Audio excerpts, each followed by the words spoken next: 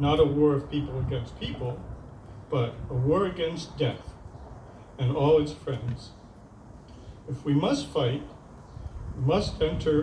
if we must enter battle, let us battle with disease. If we must fight, let us fight poverty. If we must assault the enemy, let us assault the poisons of our environment. There are many real foes to face. Let our tribute to the dead be our struggle against death. I have a couple poems that I want to read. First one is called Your Voice. I lost your voice. I lost your timbre, your cadence, your accent. I lost your voice. I had it in the first month. I had it the first year. Then it faded. Then it was gone. I lost your voice. I can't hear it anymore. I lost your voice, but not your words. Your words of approval, your words of wisdom, your words of support, of love, of guidance. I lost your voice, but I'll always have your words.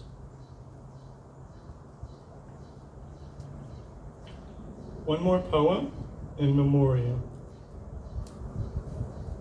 I got a promotion. I started to make the call. Then I remembered. I got sick and didn't know what to do.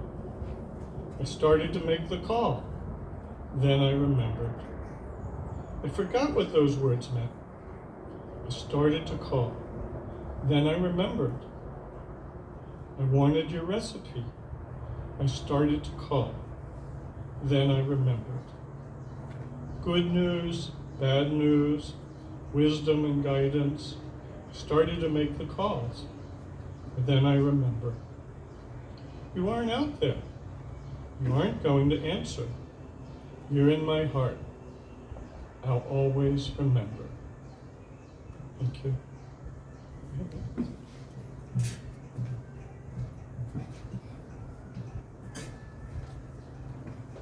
So next we're going to hear from Mila Schultz, who is going to give the humanist eulogy. And this was put together by Brigida Quadras, who's unfortunately ill today, but Mila graciously agreed to present it. Thank you so much, Mila.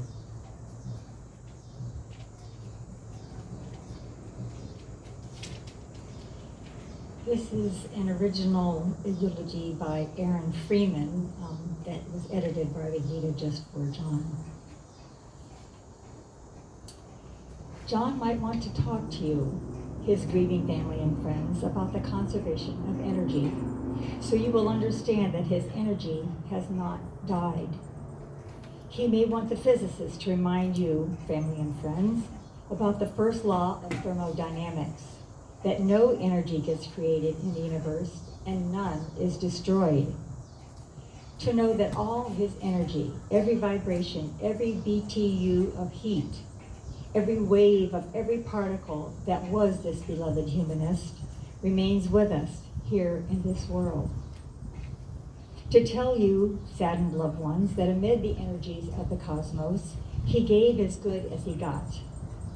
And at one point he would hope that the physicists would step down from the pulpit and tell you brokenhearted that all the photons that ever bounced off his face, all the particles whose paths were interrupted by his smile, by the touch of his hair, hundreds of trillions of particles have raced off like children, their ways ever changed by him. And as his loved ones virtually rock in each other's arms, please know that all the photons that bounced from you were gathered in the particle detectors that are his eyes. That those photons created within us are all constellation of electromagnetically charged neuron energy, which will go on forever. Here, there are a few fanning themselves. John might tell them that the warmth that flowed through him in life is still here, still a part of all that we are, even as we who mourn continue the heat of our own lives. Those who knew and loved John let them know that scientists have precisely measured the conservation of energy and found it to be accurate, verifiable, and consistent across time and space. We hope that you will examine the evidence and satisfy yourself that the science is sound, and that you may be comforted to know that John Townsend's energy is still around. According to the law of the conservation of energy, not a bit of John is gone. He is just less organized.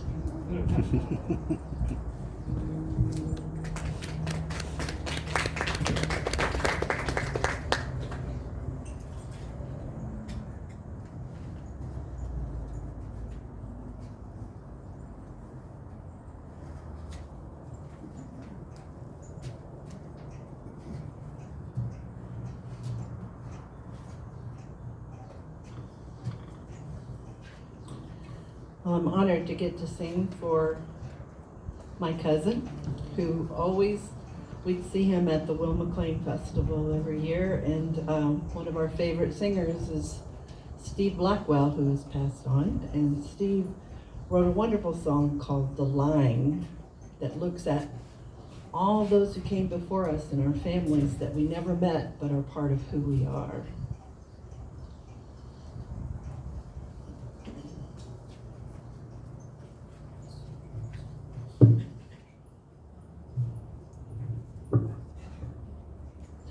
And my name is Donna Green Townsend. This is my son Lee Townsend and Jean Page. Come on a little closer. Okay, The Line.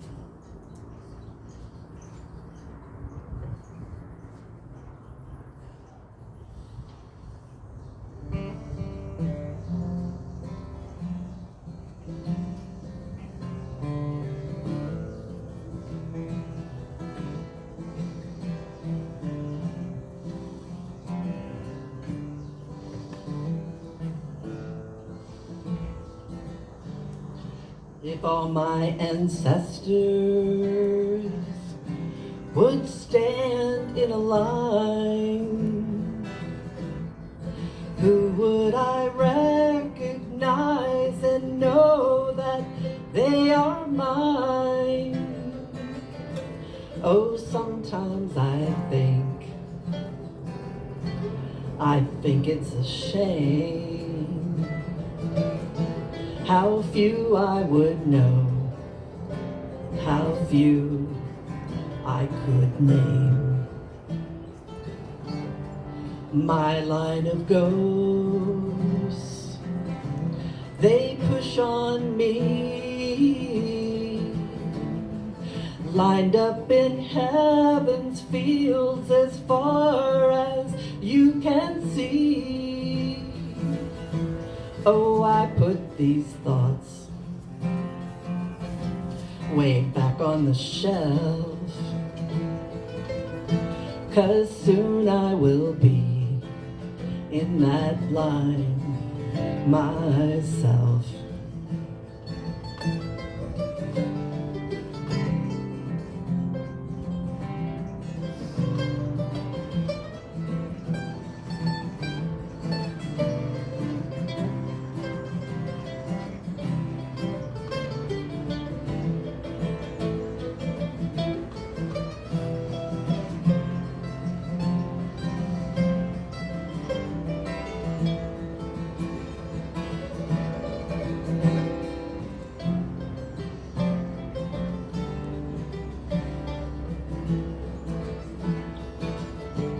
Oh, I won't forget you, though I don't know your face. You once breathed this air and lived in this place. You once viewed the sunsets that blessed your soul. You sang and you prayed, friends and family made you whole. In love it is answered,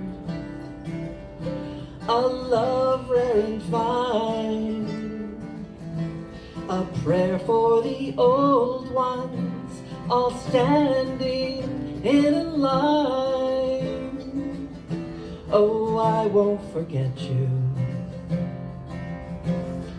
It's plain to see. Oh, I won't forget you, and you won't forget me.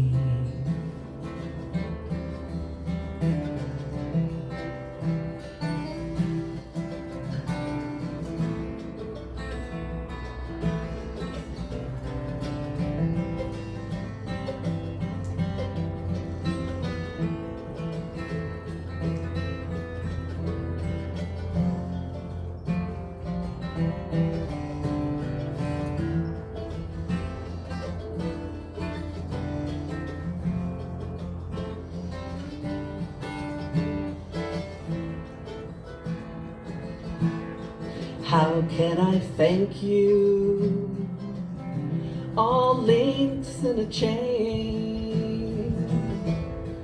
All of you ancient ones, unknown and unnamed, more precious than gold and jewels and fine wine, are the ones from the past, all standing in a line. More precious than gold and jewels and fine wine, are the ones from the past, all standing in a line. Well,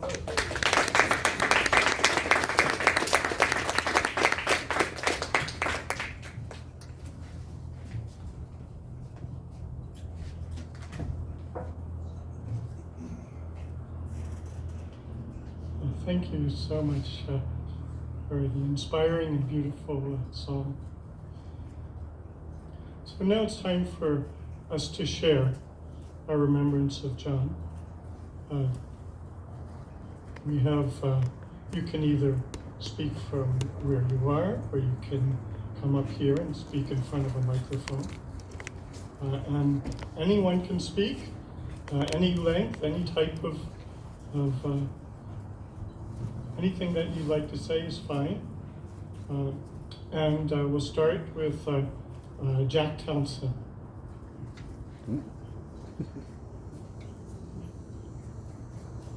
He's coming. All right. Good. Okay.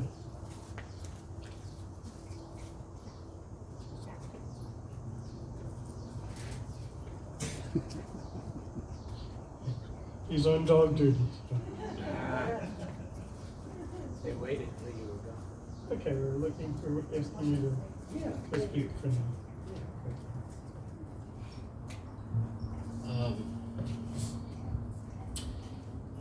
Well, John was, I think, a fixture in all of our lives in different moments and times and places.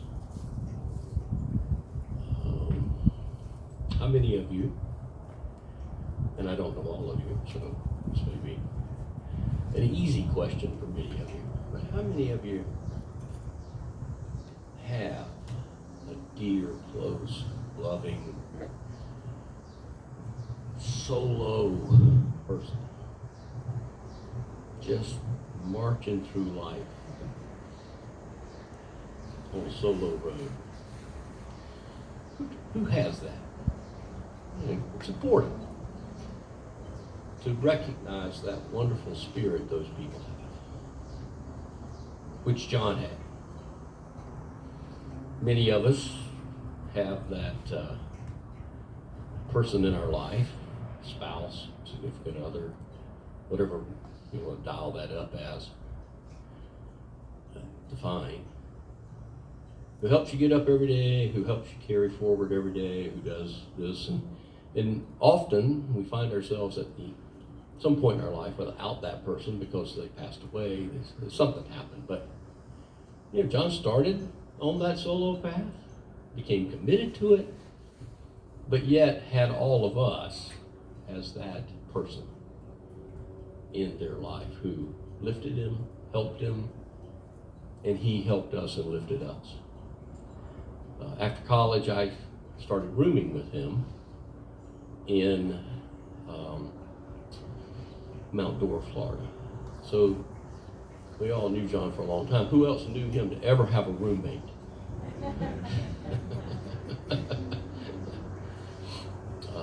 I got that pleasure, and I got that benefit.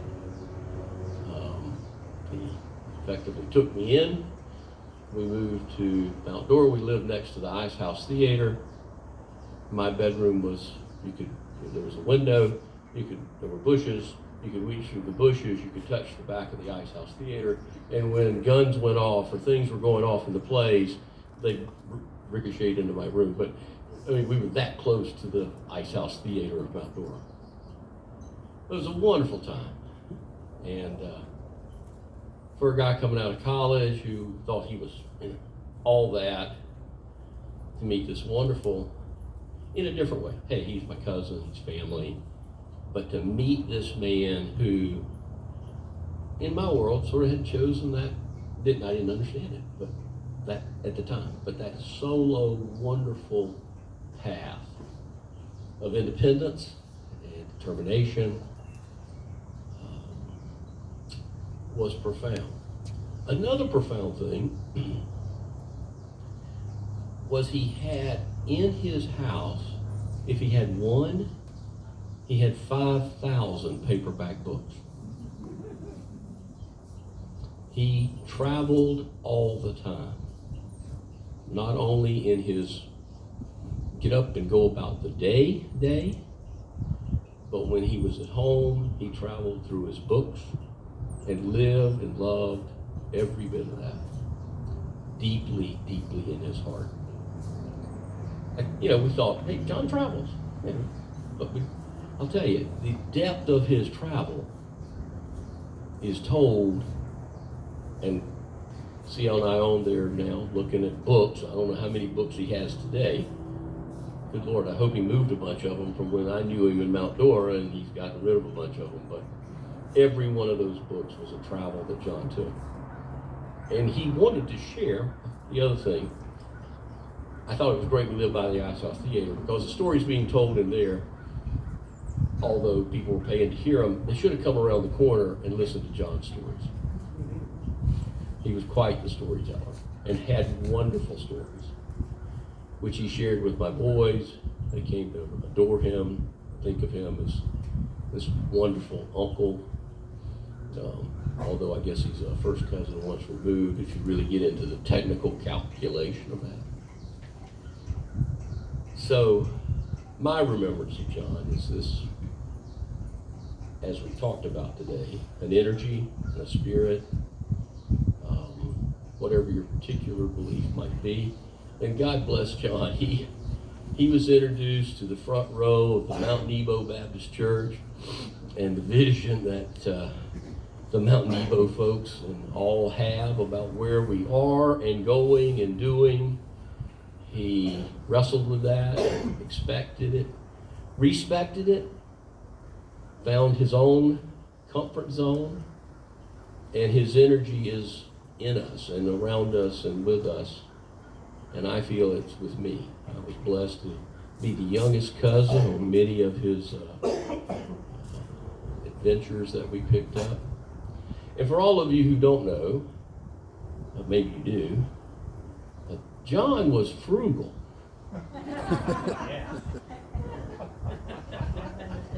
You didn't know that? Know it now, please. All this food they're setting up back there and everything's happening here, John would have been, I don't know. I've heard stories about him riding with people and they're driving, they choose which gas station we stop at. He gets out of the car, looks down the road, says, wait, it's a penny less over there. So to get in the car, crank it up, drive down there, go around the corner and go to the penny less. But that was the only thing that would have made him happy. That frugalness was a wonderful part of his spirit. And I'll tell one little story about him. We all went on a great canoe trip, but we've been doing those canoe trips. So, you know, you're paddling yourself, you're working yourself. We talked him into, or at least said, look, man, this is getting old. We're older, we're struggling with these canoes. Let's do a houseboat. Let's do something different. So we rented a houseboat, and he rented it. And we went to Canada, to the international waters up there, and we houseboated for 5 or 6, 7 days. We all somehow got there.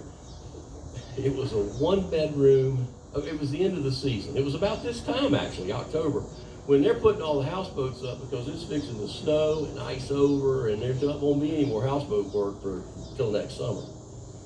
But he rented it, got it all set up for us. He's the expedition leader. He was going to get all the food. It was all good. And he had it mapped out how we're supposed to eat, what we're supposed to eat. And everybody know those Nico crackers that you can buy where there's 6 little crackers in it, or cheese crackers?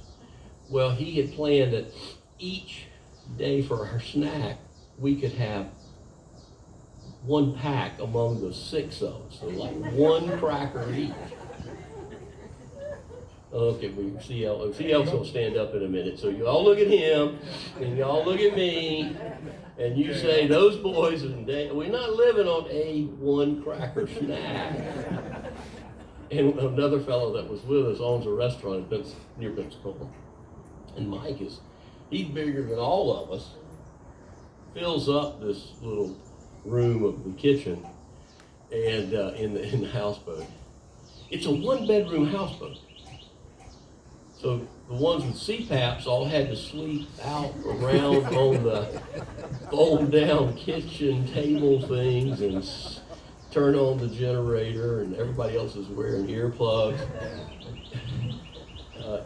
Mark, who y'all met, stands up. He's the tallest one of us. He is in a small cubby climb-in hole where he can't get his whole body up in there to bend to crawl in. He's like a snake crawling up in there to get laid down. And the Dale was comfortable. Dale had the 1-bedroom, which I don't know how that. That was the first one on the boat. There you go. So we start running out of food. We're about 3 days in, and we're out in the middle of nowhere, and we're getting to thinking about, as a collective, because it's all on a little shelf there, all our cans of beans and our chili and our roast beef in a big can that we're going to have in the stew. And, you know, John's just so, John, where'd you buy all this stuff? Well, as I was coming up, there was a canned dent sale place over on the left, and that's where we rolled into, and we got all this. Okay, how much is it going to cost for all of us to eat this week? Well, each one of you, it'll be $23.12 to feed all of those big fat chubby boys all week. It's crazy. He was so proud of that, and the meticulousness and the planning and everything. He was fantastic at it, and I'm assuming he got all that really very honest from the extraordinary history and family legacy of the Townsends and the Richardsons living somewhat through all that depression and all that tough times. And he carried on that frugalness, and it's a wonderment that he did. But on about the 4th day, we're in the houseboat, and it had a CB radio. And we're sitting down to our canned pot roast. And we're thinking about, well, that was the last can of pot roast. What's coming next? And we hear a crackling on the CB that says, hello, hello, hello out there. We need base, can you hear us? We've been out here a week, and we want some steak and lobster delivered to our boat. It's our last night. We want to have a big night. And you could hear a pin drop in that houseboat. What? What was that? John goes, well, that's some other boater that's calling. But John, you knew all along that every day we could have called base camp and they would get in a ski boat and drive food out here to us. Well, yeah, but we don't need that. We don't need that. I planned it. What? John, we're gonna order steak for tomorrow night. Oh, no, we don't need to do that. I got more cookies and more chips, and we're gonna have dip, and no, we're gonna have steak and lobster tomorrow night, John. There was a mutiny. We took over. He said, I ain't paying for it. I'm gonna eat the cracker. John, I'm gonna buy you a steak. I love you so much. We're gonna have a steak. But that spirit of planning and determination on that drive, on that trail, that solo, wonderful trail, has brought us all so many wonderful memories. He will be missed. He will be missed. And I will never look at a packet of Nico or cheese crackers the same ever again in my life. I always look at them now and say, should I just have one? Rest in peace, John. You were a lovely, beautiful person. Thank you. Thanks so much, Jack. Would anybody else like to say a few words? Yes, I would. Go ahead. You could either come up here or speak from and introduce yourself. Yeah, everybody wants to know me, I'm sure. My name's James Richardson.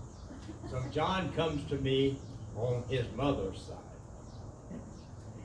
John and I decided to go to Dominica. Dominica is a little island down in the Caribbean. Actually, it's a borderline between the Caribbean and the Atlantic Ocean. John said, oh, well, we got down there and we went to an eco lodge. Now, if anybody knows what an eco lodge is, take pity on me. I wasn't born in no eco lodge. I wasn't rich, but that eco lodge, not only was it way back in the boonies, it was up a big hill, up there way on that top of that hill. So John and I got a lot of stories, but this is the best one. We go into the little town, and they had the young people from high school playing the steel drums, which was really enjoyable.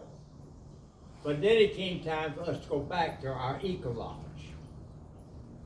And so here we go, we get a ride back to the base of the trail going up to the eco lodge. And John has his flashlight, but all of a sudden his flashlight didn't work. Now I had a flashlight, but by some reason or other, my luggage got left in Puerto Rico, so I didn't have my flashlight. So John's flashlight didn't work.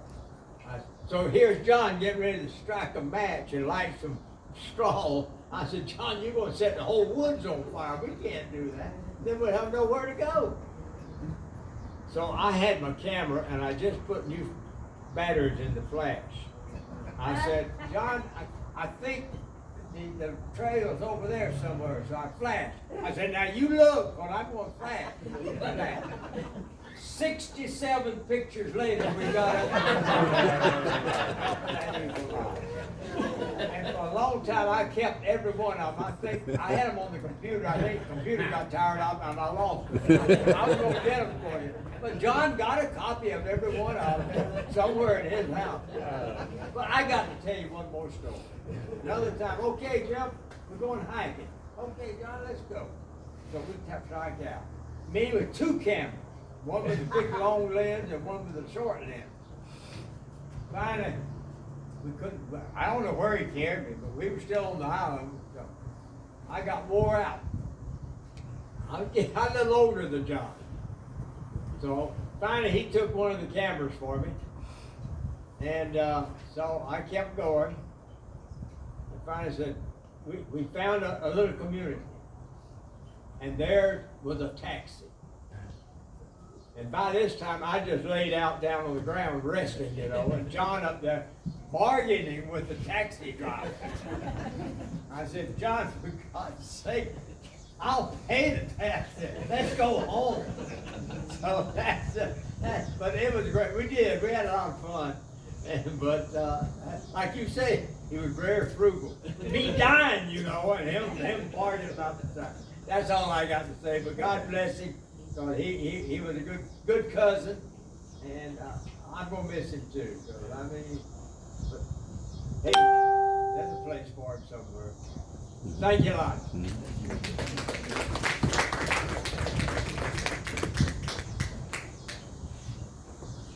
Come on up. Can you introduce yourself? Yeah.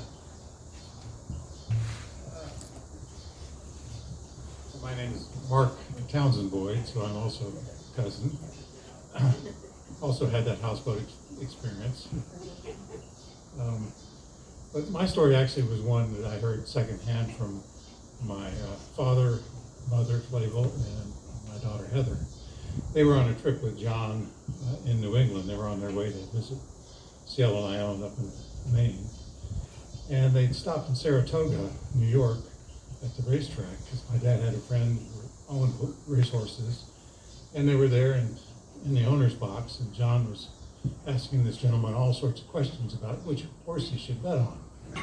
And this gentleman said, well, I don't give that kind of advice, because, I'm in the industry, and it really is one of those things where you never really know. And John badgered and asked, well, how would you know, and what would you, just kept, John, it was not going to stop until finally this gentleman said, well, if I were putting money on a horse in this race, I would bet on that particular horse. And John said, oh, thank you. Went down. John placed a bet. He said, well, I'm not sure about that, So he comes back and he's got his bet. And the horse that this gentleman described won. And so Heather said, John, did you win? I said, oh no, I didn't think that was the horse that was going to win.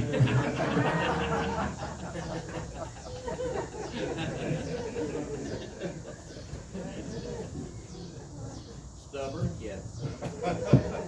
Anyone else? Come on up.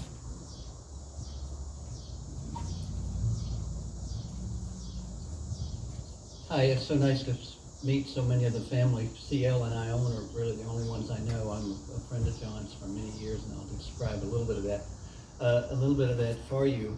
As I try to think, how do we know a friend is a special friend, and how do we characterize that? I was friends with John for 55 years, and I'm going to look at my notes. I'm an old professor, so I'm used to giving 50-minute PowerPoint talks. So believe me, these notes will protect you. But I don't want to forget some of the important parts that I'd like to mention about John. But I have known John for 55 years. To put that in perspective, for me as a friend, he's one of the folks that I've walked the earth with longer than anyone else. My mother was with me for 41 years. My father was with me for 13 years. My wife is going on 40 with me somehow. You might hear more about her and John in a moment. So John was truly one of my longest standing friends. I met John in a different part of my life than most of you know him. We all have friends, sort of compartments of friends or buckets of friends, right? We have school friends and work friends or church friends or sports friends or parents of our children's friends or whatever. And I met John through a place called Camp Pinnacle in Hendersonville, North Carolina. And probably those of you in the family have heard that name before, but I don't know how many stories you've heard, and I hope that I won't give you too many of those. But I met John as a 10-year-old boy at Camp Pinnacle. I don't remember the day that I met John, but when I think back to my early days at Camp Pinnacle, I don't remember a time when he wasn't at the canoe docks. John ran the canoe docks, and he taught so many young boys like myself how to paddle canoes. He was kind of a scary, gruff sort of guy. Boy, if you boys don't listen to me, you're going to be raking the canoe docks. We had sandy canoe docks, and if you weren't listening when John was teaching, you would be raking the docks with straightening out that sand, while everybody else was having a good time. So I always remember that about John. John also wanted you to listen because he would take the speedboat out. I don't recommend this in today's times. This was the 60s, and we rode around in a cattle truck with benches in the back that fell over all the time and all these things. John would take the boat out and buzz by you and try to tip you over by hitting you with the weight. And of course, if you hadn't listened to him and didn't know how to keep the boat upright, the boat would turn over, which was against the rules. So guess what you were doing? You were raking the canoe docks again because you couldn't turn over. You couldn't swamp the canoe in the lake. So what we all knew though was that John was a teacher. John taught us these things. the boys my age and others just hovered around John. They always wanted to hear the stories that he could tell and to see what he had to say and where he had been and what sort of adventures he had been on. So my first recollection of John was as a teacher, a very good teacher, someone that was so dedicated to the young boys like us. As I got older, I started traveling outside of camp a little bit more with John, and I became an assistant counselor and counselor. And John loved to go and check out places, right? And I was lucky sometimes when he would ask me, Joe, I want to go check out a river, or let's go check out this trail, or let's go do that. So I was fortunate enough sometimes to get to do that with him. And those were the times when the relationship between John as a teacher began to transform itself into John as a mentor, a big brother, you might say, a mentor, a big brother. As we started to become friends rather than adult, I saw John as an adult. It's hard to imagine now thinking back on it. But he was an adult. He was an adult when I met him. So the relationship changed, and we went hiking, and we went biking, and we went on trails and all these different things. And you might not know this, but John was a little bit frugal. Seeing this shelter here reminds me of a number of shelters that we discreet camped in, as John would call it, where you might pull up the canoe bank a little bit after dark and look around and see if the ranger had gone for the night. This made a mighty fine place to sleep, right? Especially when it was pouring rain. So we had quite the adventures. John did his own thing, as you all know. In fact, Camp Pinnacle, you probably think it's in North Carolina. You probably think it was Eastern Standard Time or Daylight Time or Central Time or something. But they actually had another time at camp, and that's what came to be known as Townsend Time. Because Townsend did things sort of on his own schedule. That was sometimes not appreciated. The owner of the camp was a very strict, rigorous sort of person, and John would be known to show up an hour late with a truckload of boys because he had passed a strawberry field that had a sign that strawberries were ready to be picked. Those boys just needed the experience of picking the strawberries. Or perhaps an ice cream stand or whatever, and